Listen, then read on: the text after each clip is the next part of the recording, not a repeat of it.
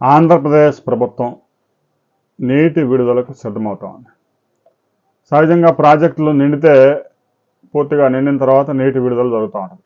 కానీ ధవళేశ్వరం బ్యారేజీ, ప్రకాశం బ్యారేజీ, ఈ రెండు బ్యారేజెస్, ఏదో ప్రకాశం బ్యారేజీలో ఒక 3 టీఎంసీలు, ధవళేశ్వరం బ్యారేజీలో 2.6 టీఎంసీలు నీటి నిల్వ ఉంటే ఉండొచ్చు, లేదంటే లేకపోవచ్చు. ఇక గోదావరికి ప్రతి సంవత్సరం జూన్ 1వ తేదీ రాగానే డెల్టాకి నీటిని విడుదల చేస్తూ ఉంటారు. ఈ ఏడాది ఒక రోజు ముందుగానే నీటిని విడుదల చేయాలని రాష్ట్ర ప్రభుత్వం నిర్ణయించింది.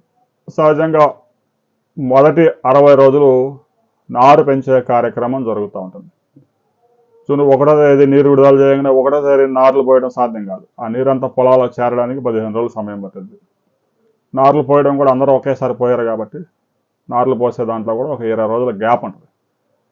ఒకరు జూన్ 15వ తారీఖు నారు పోస్తే ఒకరు జూలై 1వ తారీఖు నారు పోస్తారు.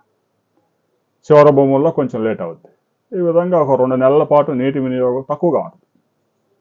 సహజంగా 12,000 13,000 క్యూసెక్లు ప్రతిరోజు అవసరమైతే నార్లు పెంచే సమయంలో 2,000 క్యూసెక్లు 3,000 క్యూసెక్లు ఉంటే చాలు. గోదావరి 5 రాష్ట్రాల్లో ఎక్కడ వర్షాలు పడ్డా గోదావరికి ధవళేశ్వరానికి నీరు వస్తుంది కాబట్టి రాబోయే కాసేపట్లోనే ధవళేశ్వరం బ్యారేజ్ దగ్గర నీటి విడుదలకి రాష్ట్ర ప్రభుత్వం సిద్ధమవుతాను.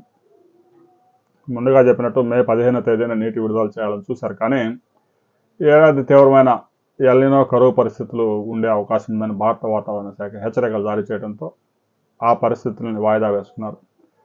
ఎప్పటి మాదిరిగానే ఒకరోజు ముందుగా నీటిని విడుదల చేస్తూ ఉన్నారు. గోదావరి డెల్టాకి అయితే నీటి సమస్యలు అప్పుడప్పుడు కొంచెం వస్తూ ఉంటాయి. కానీ రాష్ట్రంలో మిగతా ప్రాంతాలతో పోల్చుకుంటే చాలా మెరుగైన పరిస్థితుల్లో ఉంది.